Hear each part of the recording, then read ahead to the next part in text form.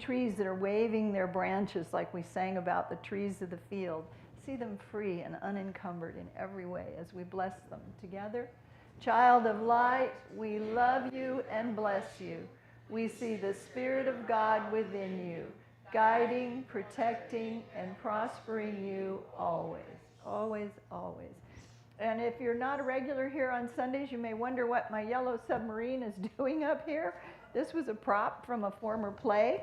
I don't know when it was or what it was, but anyway, we're blessing our ministry because we're sailing on a sea of opportunity. We're sailing on an unlimited, in the mind of God with unlimited potential for our ministry and what lies ahead for us. So a favorite affirmation of mine when there's change in my life is new doors of good are now open to us. And with a confident spirit, we go forward to a life of happiness, security, and success. New doors of good are now open to Unity of Auburn. And with a confident spirit, we go forward to a ministry of happiness, security, and success. So know that for our ministry and for each one of you here, that we're blessing Unity of Auburn and for great things. Great things are in store for us. And this is where we have an opportunity to use all of our prayer and faith and affirmation to create new doors of good that will open before us and create wonderful things. So we love that. All right, so let's get started this morning. A little humor. We love little Johnny, right? We always hear about little Johnny. And he's in the sermon, in the service, and he's wiggling and misbehaving and whispering and fidgeting. And so his mother said she finally got to her son, she got him, little Johnny, to sit still and be quiet. Because about halfway through the sermon, she leaned over and she whispered to him, "If you don't be quiet, the minister is going to lose her place in the sermon and will have to start it all over again." So he learned to sit still. How about that? All right, so this morning we're starting a series last week, 2 weeks ago, on all the parables of Jesus and the metaphysical interpretation of the scripture and all the characters in the scripture. Today we're looking at the parable of the two debtors, which is about keeping a clear heart, keeping yourself free of resentment and debt and all the things that can encumber your own life and your own spiritual growth. And there's a kind of metaphysical passageway through which anyone who wants to be admitted into the mysteries of the kingdom needs to pass. Like with our yellow submarine, we need to pass through this. And to make yourself sufficiently lean and spiritually fit, you have to identify and dismantle your most deeply rooted, ferociously guarded indulgences of the ego. Where is that? That's up there. To make yourself lean and fit, you have to identify and dismantle your most deeply rooted indulgences of your ego. For me, that's all the place I'm really stuck in my opinions. I'm so stuck in the way I think it is. I'm so stuck in the way I think it has to be that there's no opening for no crack of light to get in, no way for spirit to get in another opinion or another idea. As I said, we're looking at the parables of Jesus to uncover some of those most ferociously guarded, deeply rooted indulgences of our egos. So let me ask you this as we look at the parables of the debtors. Have you had the experience of just letting something go without receiving full payment or what you expected to receive? Have you had an experience of being able to let go and be in peace about that? We all hope that we can, right? Or have you had to hound someone to pay you what you thought what they owed you? Have you ever had to hound a workman to finish the work he promised to do? Finish the plumbing in your bathroom that you really need to have fixed? Have you worried endlessly that you might not get your just rewards or get what you paid for? I shared with you last year I updated all of my kitchen appliances, and they were delivered to my house 3 times, and each time they were damaged, either on the delivery truck, en route, or whatever. so they had to get sent back. And when I finally got the refrigerator in place, the workman installed it, and I didn't see that it was not the one I ordered until it was already set up in my kitchen, and they wouldn't take it back. Once it's in place, they will take it back if you call like within 24 hours. But I just said, this isn't the right one. And they said, oh, you have to call the merch store. And then time went by, and they said, we can't take that back. And so 3 months later, I disputed the purchase on my credit card. I did battle with the store. I was in prayer fervently blessing the store, blessing the refrigerator, blessing my new kitchen, blessing everything, trying to figure out, where am I so dug in on this? It's not a bad refrigerator. It just wasn't the one that I ordered, right? And it did fit okay. You know, now they have those ones that are more narrow in the front, because I only have like this much space between my kitchen counter and where the door opens. And it worked. That one worked. So I ended up keeping the refrigerator and making peace with it. And you know, there's energy in everything. So I had to make peace with the refrigerator. So, you know, when you hear the ice maker go shh at night, when the water tube is doing whatever it does, you know, I would just say, now, I love you. I love having you here. Bless, bless, bless. 1/3 of all the words spoken by Jesus were given in the parables. And really what I view them as are their mindset trainings, their attitudes of consciousness, that when Jesus taught, I think he was hoping that we could adopt these ways of thinking, these right use, righteousness, right use of spiritual law, ways of thinking, to live better lives or to enrich our lives. And the first parable is the parable of the two debtors. And all 30 were given, scholars have thought that the 30 parables were given in a chronological sequence, that Jesus may have even penned, well, they didn't have pens in, may have written down the order that he wanted to deliver them. But the parable of the two debtors was the first one, so we can assume that its importance, because of its position and delivery, that it's really important. The parable is found in the Gospel of Luke, chapter 7, verse 40 through 43, just 3 lines. Let me remind us of it. Jesus said, Simon, I have something to tell you. Tell me, teacher, he said. 2 people owed a certain landowner. One owed him 500 denarii and the other 50. Neither of them had the money to pay him back, so he forgave the debts of both. Now, which of them will love him more? Simon replied, I suppose the one who had the bigger debt forgiven. You have judged correctly, Jesus said. That's the end of the parable. So we're looking at metaphysical interpretation. Jesus is the landowner, which spiritually in us, it's the great I am consciousness in us. And it's speaking to 2 aspects of thought in us, two negative thoughts that are in debt or that are burdened by something. And as in all metaphysical interpretation, all the characters in the story are some aspect of our consciousness. So the landowner is the Christ spirit, and the 2 debtors are what I like to call our thought people. They're negative thoughts, something that we're feeling burdened by or distressed by. Neither debtor in the story had anything to repay his debt. He didn't have any money. He didn't offer the landowner to do some work for him to try to repay his debt. He didn't have an attitude of thankfulness. But the creditor forgave both of them, and it says freely, without conditions. This is a real key to the story, without conditions.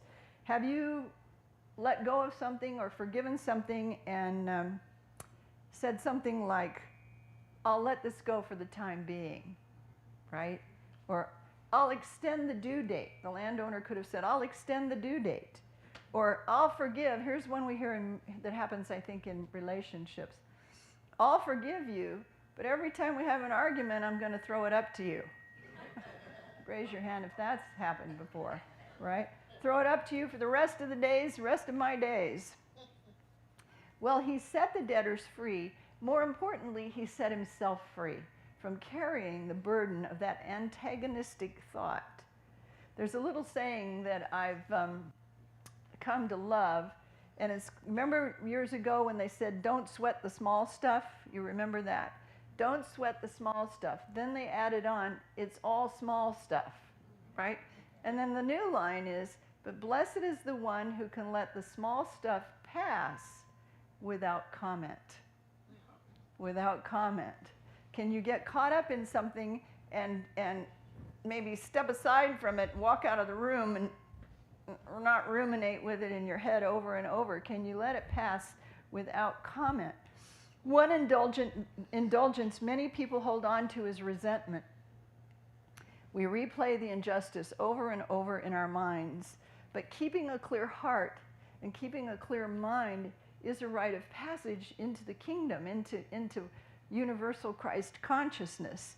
And we have to master it, because a debt of any kind, material or otherwise, owed to you or owed by you, can lurk just beneath the surface of your conscious thoughts and become a significant snag to your joy, to your happiness, to your health of your body, to all kinds of things if you've got buried resentments in you. To forgive does not simply mean to arrive at a place of indifference.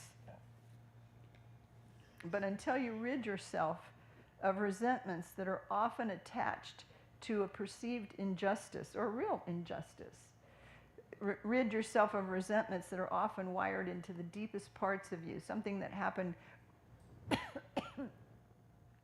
excuse me, with a coworker 15 years ago, and you can still call it up in you, driving in your car, all of a sudden, boom, there it is, It's lurking in the deepest part of your nervous system, and you want to find the spiritual poise and be able to purify your being. Jesus is saying, until you have a clear mind and heart, none of these teachings are going to take hold. There's no fertile ground for them to land in or to be rooted in.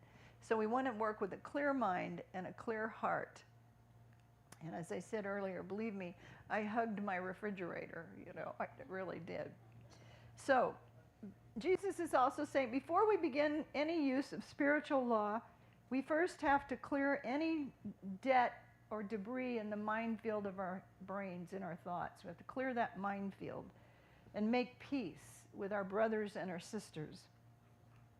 And it's only when we're in a consciousness of inner harmony that we can be guided to what's best, highest and best for our lives. If you're in this anxious, anxiety-ridden, anger-ridden, resentment-ridden kind of consciousness, you're not going to be able to live in a way or make choices for your life that are healthy and life-affirming. You may feel you don't dwell in resentment or frustration, that you don't repeat scenarios of injustice over and over in your mind. But let me ask you this. What about, how do you handle obligations? Obligations. How long do you wrestle with feeling obligated to do something you don't want to do? How often do you replay that discomfort in your mind?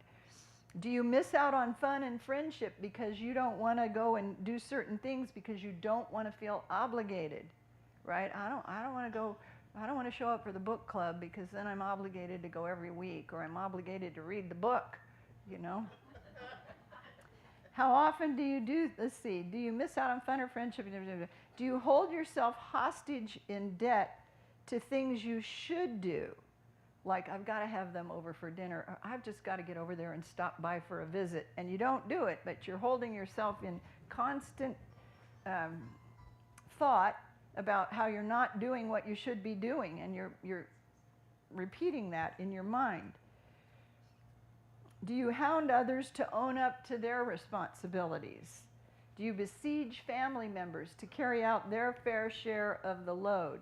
I've shared with you here before, when my mom and dad were in the nursing home, I have a brother, I had a brother, but I managed all of mom and dad's care, being the controlling sister that I am. And when mom and dad went to the nursing home, it was 4/10 of a mile down the same street where my brother's office was. And so he had to drive past the nursing home every day for 7 years to get to his office, and he never stopped once to see them. Can you say, I was filled with resentment? You know, disappointment. I mean, I remember calling him one time and trying to hold him accountable to loving his parents, and I was screaming like a banshee on the phone, and his only response was, Cherie, you need like 2 years on a desert island somewhere to just get chill out. And I just went, I could go away for a while if you'd shoulder some of this burden. So we have those kinds of things that come up in our life where we feel obligated, or you hound others to own up their responsibility, or your family members to carry their fair share. And you know, who judges what's fair? Do you have a sense of entitlement about what's owed to you? After all I've done for you, after all I've done for them, this is the thanks I don't get. Do you have that in your mind? There's all these different ways we can hold these indulgences of our ego that are deeply rooted if we let them take hold. Are you a scorekeeper?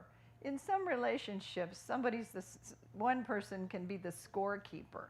You know, you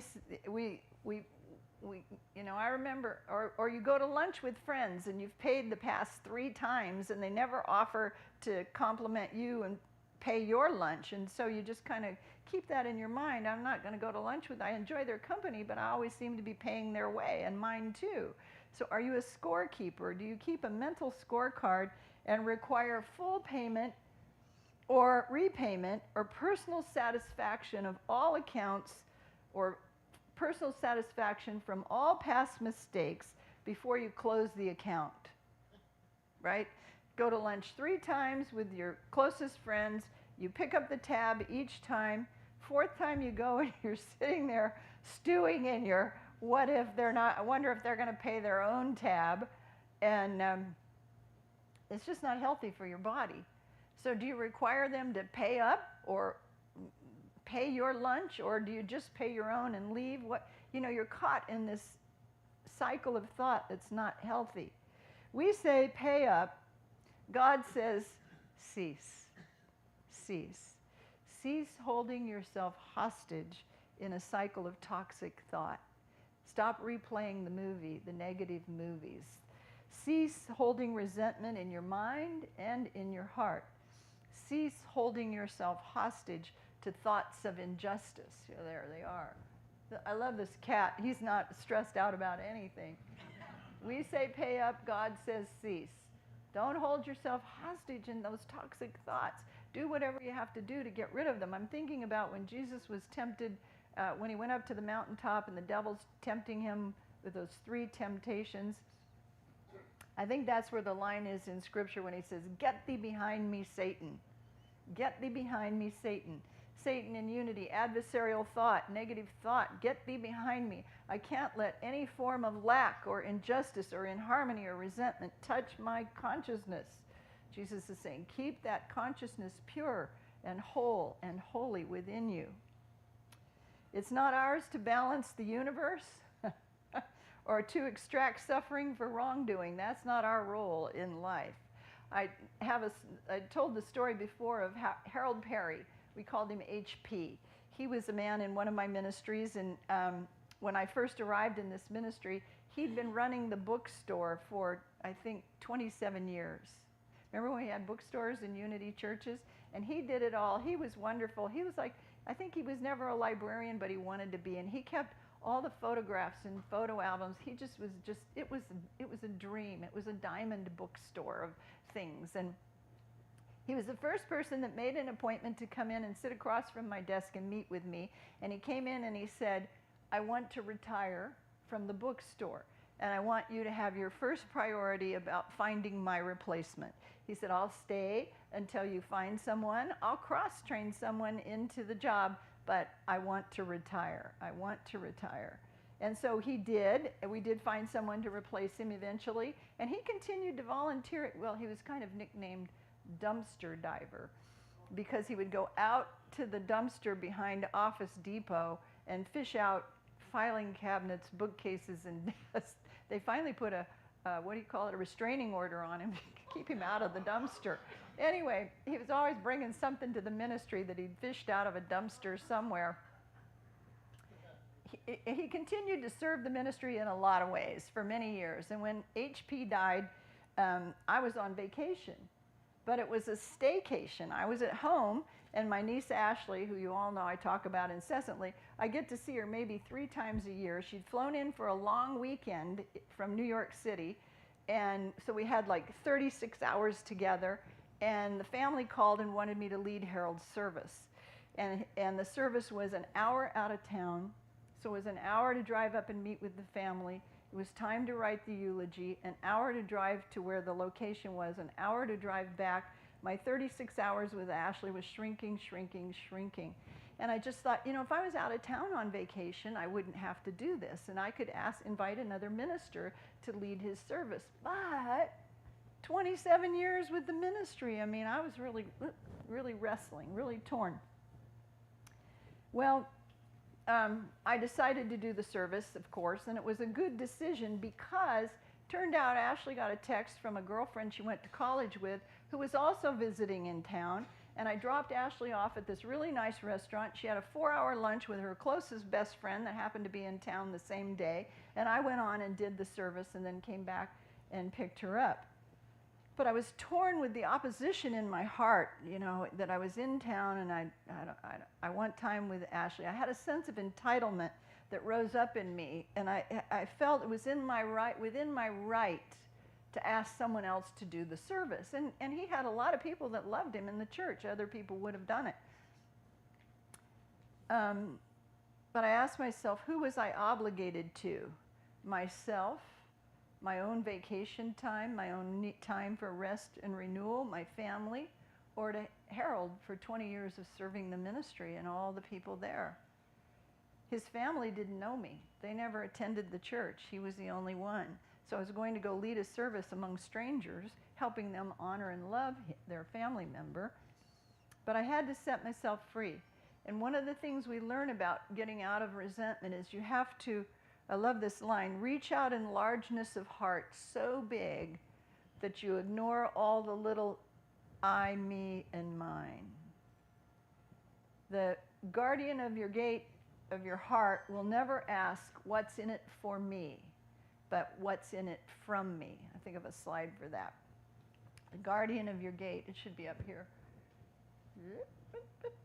In love, the guardian at the gate of your mind will never ask, what's in it for me? You always hear that, W-I-I-F-M. What's in it for me? But what's in it from me? What can I contribute to this experience, like the landowner, to set myself free, to set everybody free in the experience? We want to cleanse our mind and our heart of the idea that someone else can have or take our good.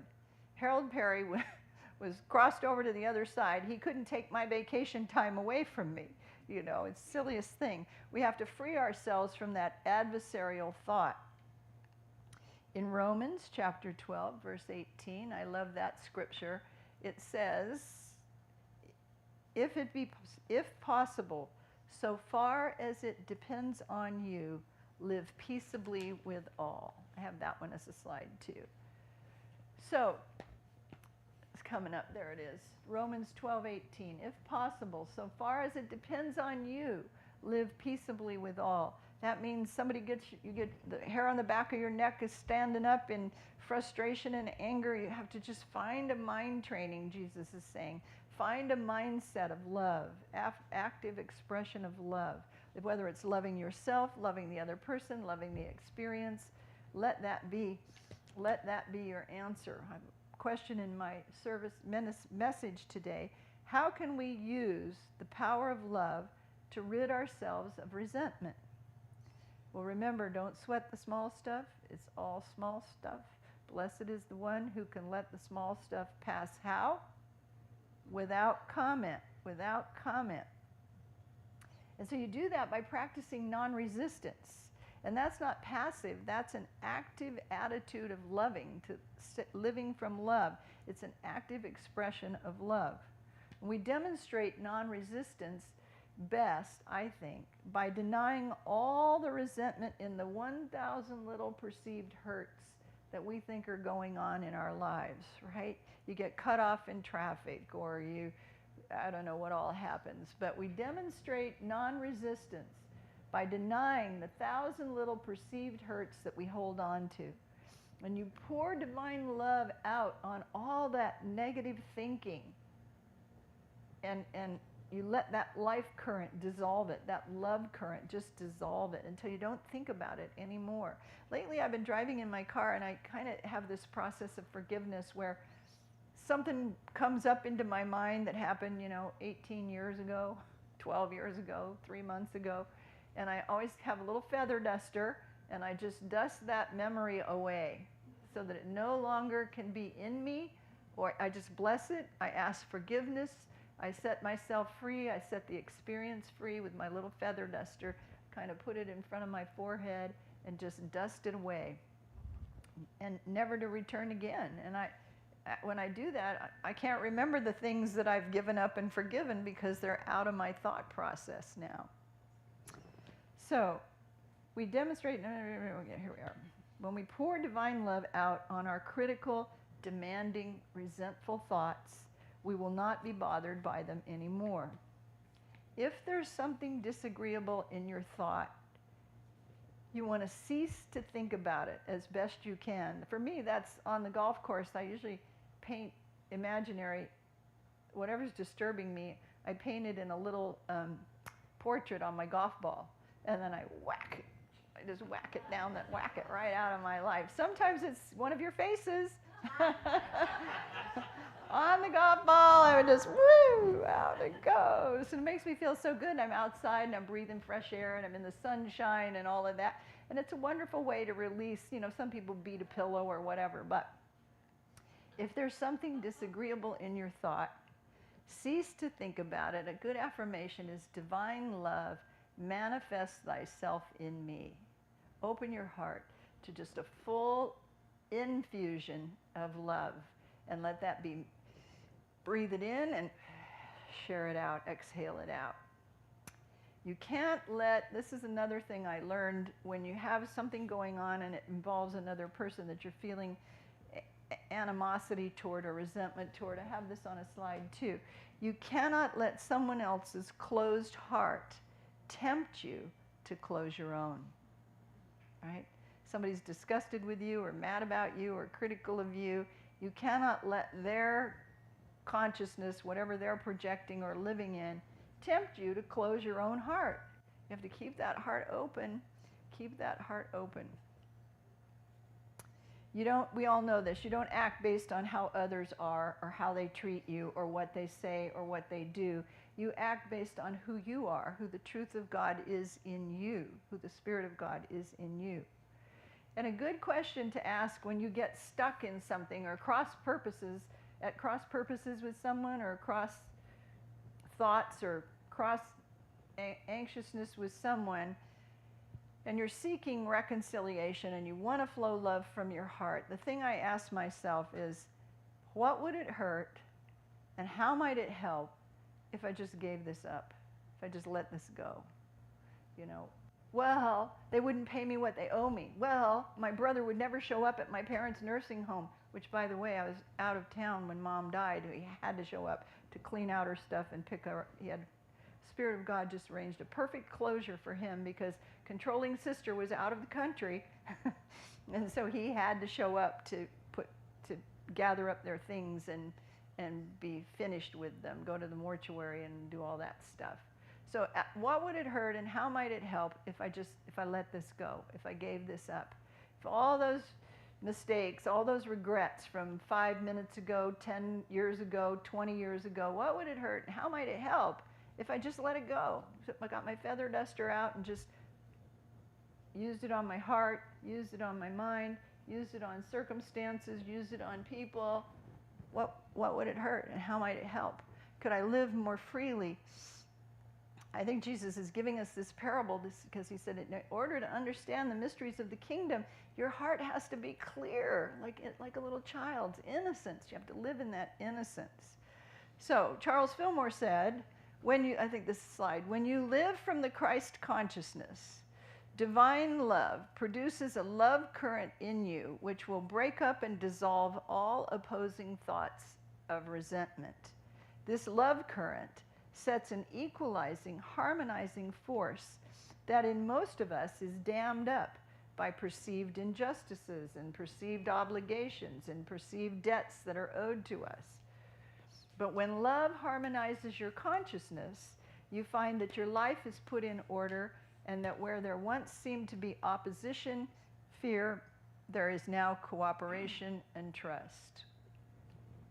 Charles Fillmore, when you live in the Christ consciousness of love, it grafts, I love that idea, it grafts into you a spiritual genius that develops superpowers in you. Haven't you been around those people that you go, I don't know how she's just always even keel. How does she handle all that stuff? How does he just take all those slings and arrows and remain calm, you know? Because the Christ consciousness of love grafts into us a spiritual genius that develops a strength and a power and a resolve and a love that we can live from.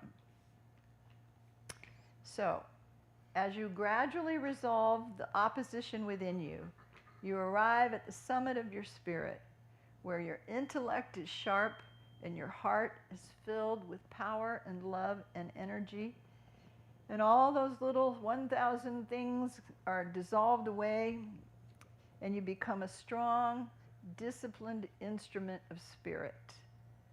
And we practice that by affirming, divine love manifests thyself in me. So let's put our hands on our heart this morning.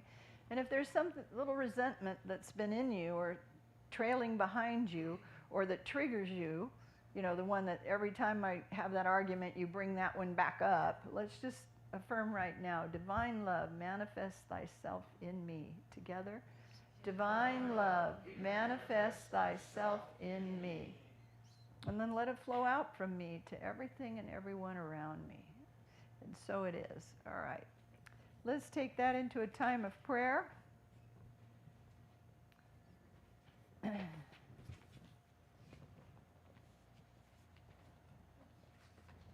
Relax your mind and all the thoughts of the message today. Take a deep breath in and let's prepare for a time of prayer. And we'll open ourselves to all the names in our prayer chest that have asked for prayer from this ministry. We continue to pray for our ministry, for each one of you here, your family and your loved ones, whatever they may be experiencing. We see them in total health and well-being. So we join together now in prayer. And as you turn within, release any outer concerns. And just allow God's peace and love to fill your awareness.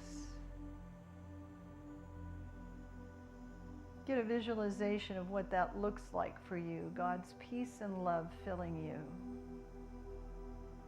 Is it a strand of light moving in and through your mind and heart? Is it a waterfall of spirit entering in the top of your head, going down over your face, your neck, your chest, your abdomen, your body, filling you, flooding you with the light of the divine?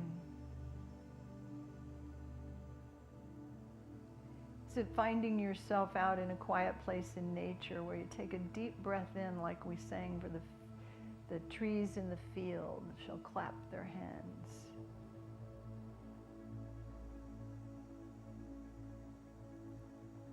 Just release any outer concern and allow God's peace and love to fill your awareness.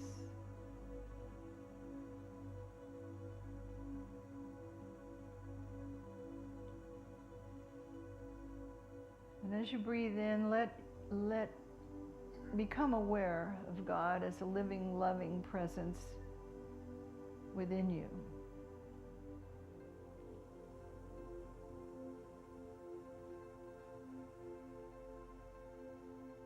And any concern, any of those 1,000 little resentments that might float up to the top of your mind this morning, anything that happened on your drive to church today, anything that happened last night, this week in your workplace, your home life. See yourself getting out a little feather duster. It's about 36 inches long, like a yardstick. Fluffy, fluffy, fluffy on the end. And let that little concern be in front of you. And see yourself gently, gently dusting it away with the feather duster. Maybe out of the tip of the feather duster there's a stream of spiritual light that is a powerful eraser, erasing the entire event, the entire concern, the entire illness, the entire anger, whatever it is, erasing it completely, strong and powerful. The light just dissolves it out.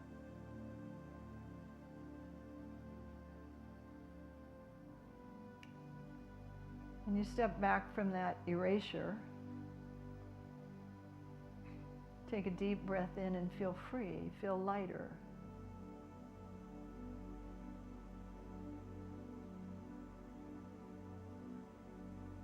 You cease to think about that thing.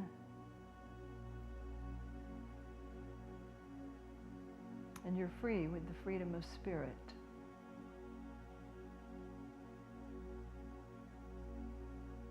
I am free with the freedom of spirit.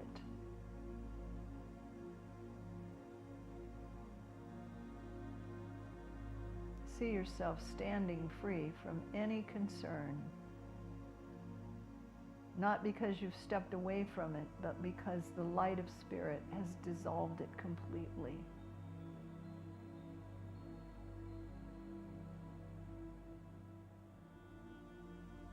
I am free with the freedom of spirit. Let's affirm it. I am free with the freedom of spirit. Divine love, manifest thyself in me. Together. Divine love, manifest thyself in me. Let love flow in me, through me, as me, out from me. Not what's in it for me, but what's in it from me. And from me there is a power of love, a current of love I can pour out on every condition in my life.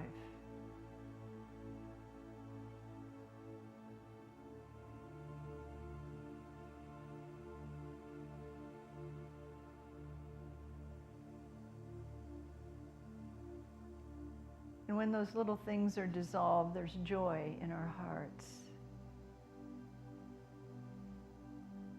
No more sadness, no more fret, no more worry. Just a sense of peace. So again, we include in our prayers all of our loved ones, each of you here in the sanctuary, your families, your loved ones, all the names in our prayer box. And for all those we love, we affirm you are free with the freedom of spirit. Together, you are free with the freedom of spirit. And then see them in all their beauty in your mind's eye, receiving this word, being blessed by it.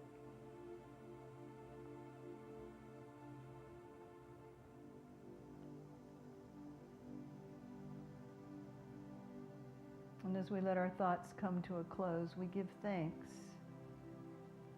We give thanks with complete assurance that the indwelling Christ Spirit is working in and through us to bring forth our highest good and the highest good of all concerned.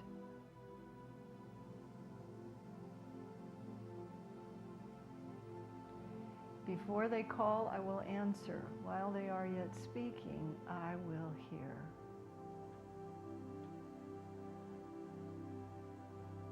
And for this time of speaking and listening, we give thanks now in the name and the nature of the living Christ. And together we all say, Amen.